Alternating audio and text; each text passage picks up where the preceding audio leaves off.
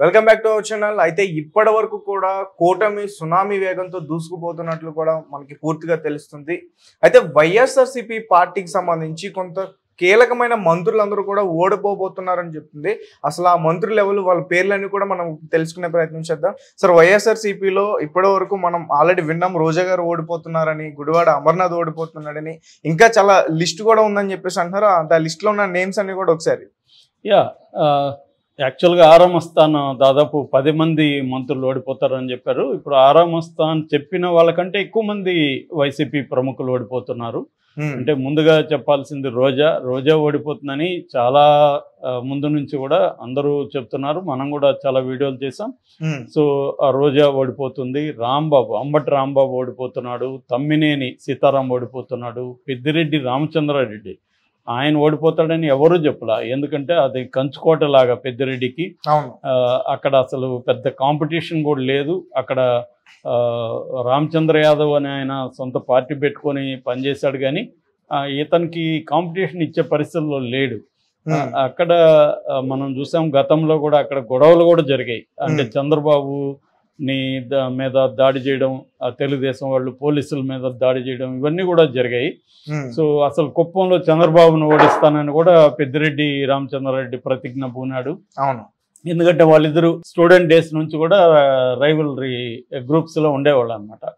So ఆ రకంగా ఇప్పుడు పెద్దిరెడ్డి రామచంద్రారెడ్డి కూడా ఓడిపోతున్నాడు. అట్లాగే బుగ్గన ఆర్థిక మంత్రి, ఆయన కర్నూలు నుంచి ఓడిపోతున్నాడు. అసలు కర్నూలు జిల్లాలో స్వీప్ చేస్తుంది తెలుగుదేశం. అంటే దాదాపు 10లో 14 ఉన్నాయి, 10 మొత్తంగా స్వీప్ చేస్తుంది. తర్వాత కొడాలి నాని, వల్లభనేని వంశీ, వీళ్ళిద్దరు కూడా మాజీ మంత్రులు. వీళ్ళు ముఖ్యంగా నాని మాజీ మంత్రి, సో నాని కూడా ఓడిపోతున్నాడు. అట్లాగే చెల్లుపోయిన వేణుగోపాల్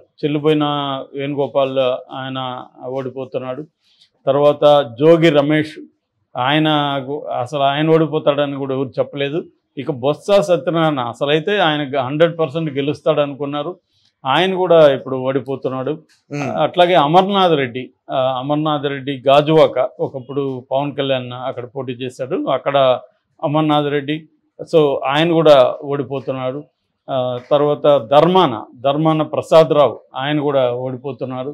సో ఓవరాల్ గా మినిస్టర్లు కావచ్చు, లేకపోతే బిగ్ హెడ్స్, ఒక జగన్ తప్ప మిగతా అంతా మంత్రులందరూ తుడిచిపెట్టుకుపోతున్నారు. విడదల రజని ఆమె ఓడిపోతుంది, హోమ్ మినిస్టర్ తానేటి వనిత ఆమె ఓడిపోతుంది.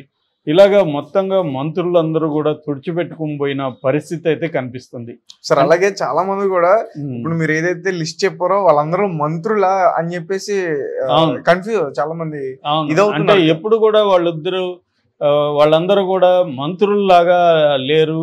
జగన్ ప్రభుత్వంలో ఒక మేజర్ ప్రాబ్లం ఏంటంటే జగన్ వర్సెస్ జనం అనే నెరేటివ్లోకి వెళ్ళాడు.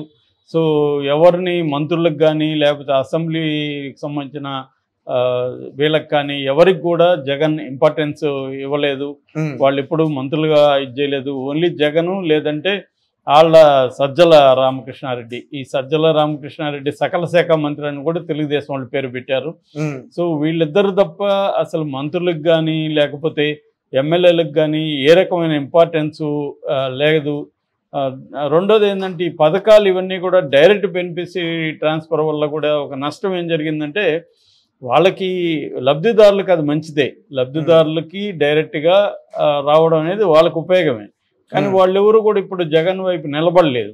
చూస్తున్నాం కాబట్టి వీళ్ళందరూ మళ్ళీ మనకు సపోర్ట్ చేస్తారు అనుకున్నారు, కానీ అది చేయలేదు. ఎప్పుడైనా సంక్షేమం కంటే ఇంకొక అతను చెక్కు ఇస్తానంటే అటు వెళ్తారు కదా. నువ్వు ఒకసారి అలవాటు చేసినాక నాకు 1000 రూపాయలు ఇస్తానంటే, నువ్వు వచ్చి 2000 ఇస్తానంటే నేను 2000 వైపు వెళ్తా, కానీ 1000 రూపాయలు మళ్ళీ నాకు చాలని నేను ఎందుకు అనుకుంటా.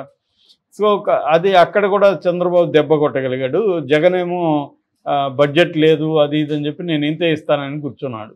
సేమ్ ఇదే జరిగింది 2014లో కూడా జగన్ ఏమో హామీలు ఎక్కువ ఇవ్వలేదు, చంద్రబాబు ఇచ్చాడు.